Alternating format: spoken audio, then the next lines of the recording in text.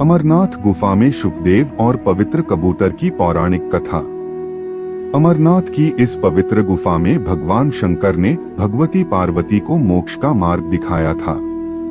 इस तत्वज्ञान को अमर कथा के नाम से जाना जाता है, इसीलिए इस स्थान का नाम अमरनाथ पड़ा।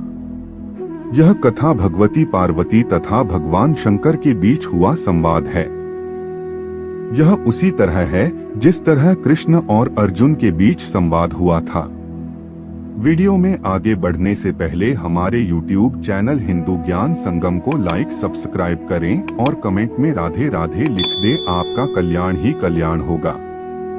जब भगवान शंकर इस अमृत ज्ञान को भगवती पार्वती को सुना रहे थे तो वहाँ एक शुक हरा कठफोरवा या हरी कंठी वाला तोता का बच्चा भी यह ज्ञान सुन रहा था। पार्वती कथा सुनने के बीच बीच में हुंकारा भरती थी। पार्वती जी को कथा सुनते सुनते नींद आ गई और उनकी जगह पर वहां बैठे एक शुक ने हुंकारी भरना प्रारंभ कर दिया। जब भगवान शिव को यह बात ज्ञात हुई तब वे शुक को मारने के लिए दौड़े और उसके पीछे अपना त्रिशूल छोड़ा। शुक जान बचाने के लिए तीनों लोकों में भागता रहा। भागते भागते वह व्यास जी के आश्रम में आया और सूक्ष्म रूप बनाकर उनकी पत्नी बटिका के मुख में घुस गया। वह उनके गर्भ में रह गया। ऐसा कहा जाता है कि ये 12 वर्ष तक गर्भ के बाहर ही नहीं निकले। जब भगवान श्री कृष्ण ने स्वयं आकर इन्हें आश्वासन दिया कि बाहर निकलने पर तुम्हारे ऊपर माया का प्रभाव नहीं पड़ेगा, तभी ये गर्भ से बाहर निकले और व्यास जी के पुत्र कहलाए। गर्भ में ही इन्हें वेद, उपनिषद, दर्शन और पुराण आदि का समय ज्ञान हो गया था। जन्मते ही श्री कृष्ण और अपने माता पिता को प्रणाम करके इन्होंने तपस्या के लिए जंगल की राह ली। यही जगत में शुकदेव मुनि के नाम से प्रसिद्ध हुए।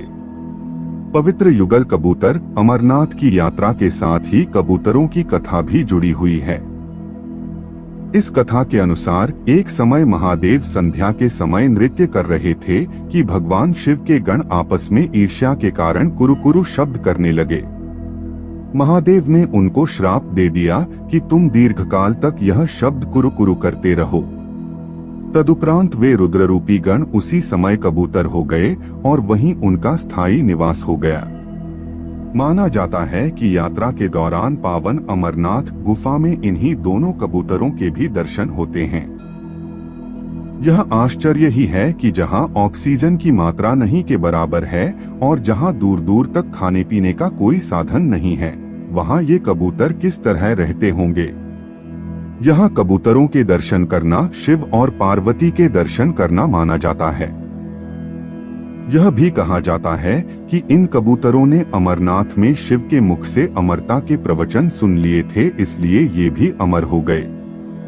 आज के लिए बस इतना ही। मिलते हैं न्यू वीडियो पर। जय हिंद, जय भारत।